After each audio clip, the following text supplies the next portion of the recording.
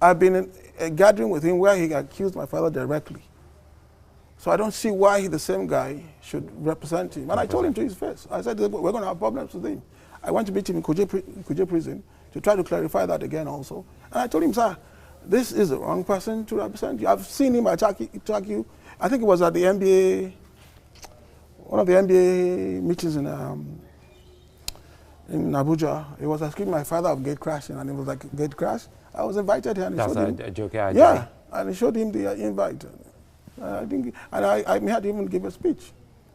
So I know that they cannot. He's not in the position to do that. Even during the campaigns when we were trying to change the council, which is a very interesting thing here, you tell me that I have no right to change council for my own father, okay? But mainly he dies, you send me your bills. How's that possible? Does that make any sense? Why don't you send the bills to the person who you felt to have the rights? Why did you send it to me at that point? Did you ever for once thought that some people around your father never meant well, for him, and he never knew? My father was human, first and foremost. I was able to get across him effectively when my mother was around, because when I think we're getting to an impasse, all I do is go to sit mom down, try to explain to her my views. And mom was a very tough person. You need to convince her. If she's not convinced, you're wasting time. But once she's convinced, she'll take it on a lot stronger than you would. So once I'm able to convince her, she has a way of talking to him to say, look, maybe this boy has something going on. And it always comes around. But at that point, I was playing mother, I was playing wife, I was playing best friend. But on top of that, I was still the son. So there's a limit I could go without crossing that line of being disrespectful, and there's no way that could happen. My mom will be turning wherever she is. So there was that limit, and you are getting all these players. I mean, a simple thing, like I said the other day, you come and say the house is going to be attacked from credible information from SSS. Okay, fine. You all said, go and hide at the American Embassy. And I'm like, American Embassy? Something is not right about that. If we're going to even hide anywhere, why the American Embassy? When people are out in the streets? No. I said, okay, fine. I'll drive you to the embassy, but I couldn't convince. Because they all Kola to take. Everything Kola doesn't see right. Okay, fine. I will drive you there.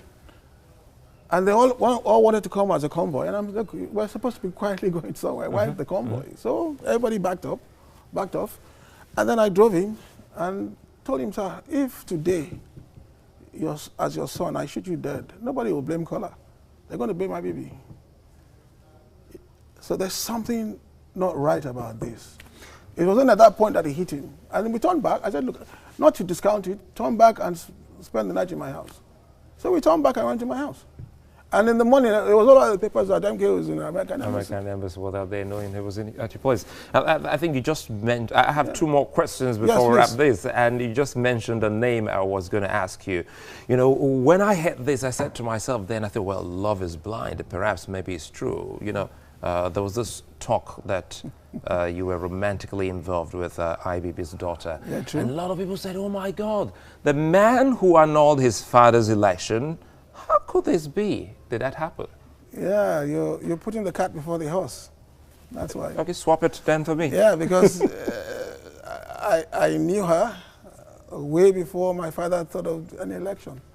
I didn't just, way before. So it wasn't 1992 or 1993. I'd known her for years before then. And we'd had a good relationship way before then. So it didn't just start overnight or just start a few before MK decided he wanted to run for office. No. So whatever anybody can put to that, it's sort of like Deji, my brother. His childhood friend is Debo Shoneko. Okay? They've been friends for as long as I've known my brother. So he gets married. Deji is his best man, and everybody complains, why should Deji be Debo's best man? And my father is like, are you guys nuts? Whatever's happening to that, as in the own generation and the fathers, should never be reflected on The children. They have their own lives to lead. They have friends. He should please go ahead and, without a doubt, he has no problems with it. That's the kind of home I come from, and that's the kind of father I have. So I can't think, yeah, we have this thing of adding 2 plus 2 to be 5, but it's never going to be 5 if you sit down and be objective about it. So this is how we all think, and this is how we all do things. We don't allow leadership. Leadership requires you to be objective, even at your own expense. Now we're talking about leadership. So, let's close on this. Will you be going into active politics? Well, like I said, I started at the top. I retired because it was unfinished. It was unfinished. I tend to want to finish. I commit a lot of energies to things I put my mind set to doing. It was unfinished. June 6th, for me, is finished. I've closed the book on it. On politics? No, on the unfinished business. Okay, on the unfinished which business. is the actualization of my father's election. Good. Now that is done. Yeah. So that is done for me. I'm definitely coming out of retirement, for sure. I've never stopped studying it. I've never stopped looking at it, but I've refused to be active. I've had chances of being minister time and time over again, but like I said, I would not, till my father's election comes to conclusive end and is given his rightful place, I would not take part in anything political. I couldn't explain that to people in the past, but this is exactly why I've shied away from politics for the past 25 years. Not that I don't understand it, but of course I did. I did it at the very highest level. And I had a bird's eye view of looking at things very objectively. So yes, I'm out. That's which direction I'm going to go, we will see. For sure. You don't want to. You don't want to give me an insight. No, it's subject to a lot of events.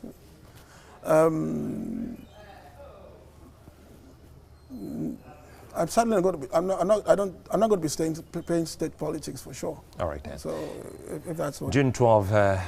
How did you feel on that day? Ooh. Oh, I've been working on this solution since the day my father died. When the certificate was handed over to you. I have been working on this solution since the day my father died. First, I tried to convince, like I said earlier on, General Ajayi want to run. He also passed away. And then for me, the next best thing was to get a GCFR for him. And I started pursuing that with the late General Ajayi. And after he left with the Jonathan government, and when he didn't, we had 3 clear opportunities to do that. He didn't.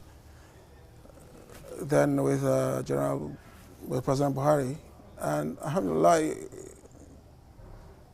somebody finally had the courage to do what was right. I got more than I bargained for because I wanted to get the GCFR first, then the change in the Democracy Day thing. But I got both simultaneously. But not just that. I got from Mr. President an unreserved apology to MKO. That was an a la carte for you. For me, that is. I couldn't hold myself when I read that. So I'm most grateful to him. I think he's done a fantastic thing by doing this. Yeah, they will tell me it's politics. It's anything to do with MKO, it's politics, period. Timing or no timing. Well, I think it's a fine place for us to wrap up this one. I'd like to thank you very much for obliging me. You made it easy. And many thanks to Dr. Kola Abiola. Those fantastic pictures, I had to go behind him to get all those pictures from her. Many thanks, Dr. Abiola, for that. Well, Kola, I hope in the days ahead you should be able to find time to visit the political kitchen again. Thank you very much. All right, thank you very much. We'll take a moment and we'll come back for a latest snack.